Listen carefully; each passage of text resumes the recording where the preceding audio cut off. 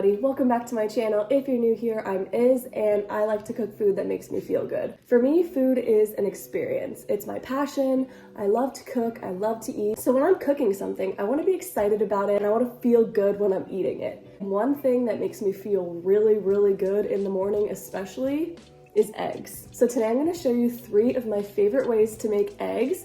This might come across as super simple to some people, but I know that for others, eggs can be kind of a hard task. It took me a while to learn how to perfect a scrambled egg, a dippy egg, and a poached egg. So that's what I'm gonna do today. There are so many ways to prepare eggs, and I'm not saying that my way is the only way, but this is just how I do it, and I always get compliments on how pretty my eggs are, so I thought I would share my methods with you. I'm gonna start by making the poached eggs because they were the most intimidating to me when I first started making them, but they're honestly the easiest out of all 3. So when you're making poached eggs, the first thing you wanna do is bring about 2 inches of water to a boil on a pan on your stove, and once it comes to a boil, turn it down to a simmer. You never want to drop your eggs in boiling water or else the whites will disperse and it won't hold its shape.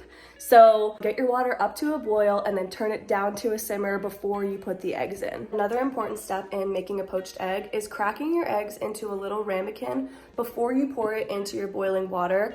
This will make sure that the egg holds shape, and once again, make sure that the whites don't disperse into a million little pieces when you're cooking your eggs. I've got my water at a nice light simmer, and now I'm gonna add like a tablespoon of vinegar to the water, which also helps the eggs hold their shape.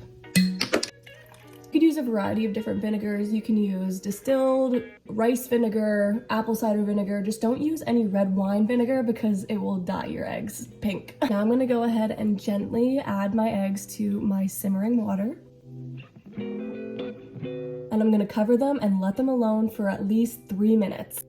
The key to poaching is making sure that you're heating your eggs with a nice, gentle simmer, because then your outer whites get nice and cooked, but the inner yolk stays nice and runny. I know a lot of people will say when you're poaching your eggs, you have to do the swirly swirl in the water, but I don't think that's necessary. Sometimes I find when you swirl the water like that, it actually makes the whites fall apart. So I just don't even touch it, and my poached eggs turn out just fine. Make sure you have a slotted spoon for when your eggs are done. And then I always place my poached eggs on a paper towel to dry off after. There you have it, some perfectly poached eggs.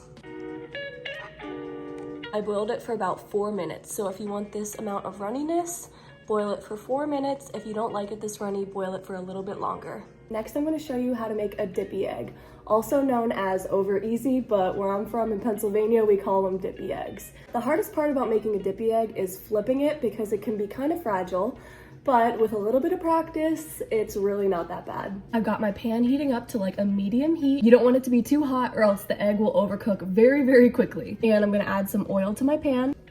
When you're making dippy eggs, make sure that you use a non-stick pan. I've made dippy eggs in a cast iron and a stainless steel skillet, and it's not easy. So just save yourself the hassle and get a non-stick skillet. I use All-Clad and they're amazing. My pan is nice and heated up, and now I'm just gonna crack my egg directly into the center of the pan. I usually just let it do its thing for like a minute or 2 and then we flip. The key to flipping it is to be quick with it and don't be afraid. Just go for it. Just like that. If you like your eggs really runny, don't let it cook on the other side for as long as you cooked it on the first side.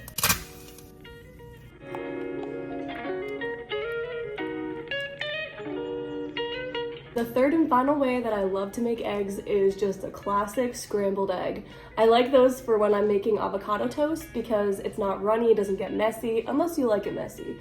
Some days I like it messy, but a lot of days I rather just have scrambled eggs. So I'll show you how I do that. I'm just gonna crack 2 eggs into a bowl, but you can use however many eggs you want.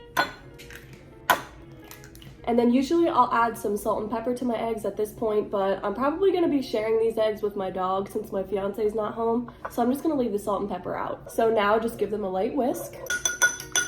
And I've still got my pan on like a medium low-ish heat. When you're cooking scrambled eggs, butter is your best friend. That's all you need. I'm gonna melt like a tablespoon of butter in my pan. Butter will make your scrambled eggs nice and luscious without any added cream or milk or anything like that. Once your butter is melted, add your eggs and just scramble them a little bit. Scrambled eggs do not take long at all. And there you have it. 3 super easy and super delicious ways to prepare your eggs. My favorite way to eat eggs is just straight up with toast. Thank you so much for watching this video. If you liked it, please feel free to comment, like, subscribe, interact in any way. Any and all support is greatly appreciated, and hopefully I will see you in the next one.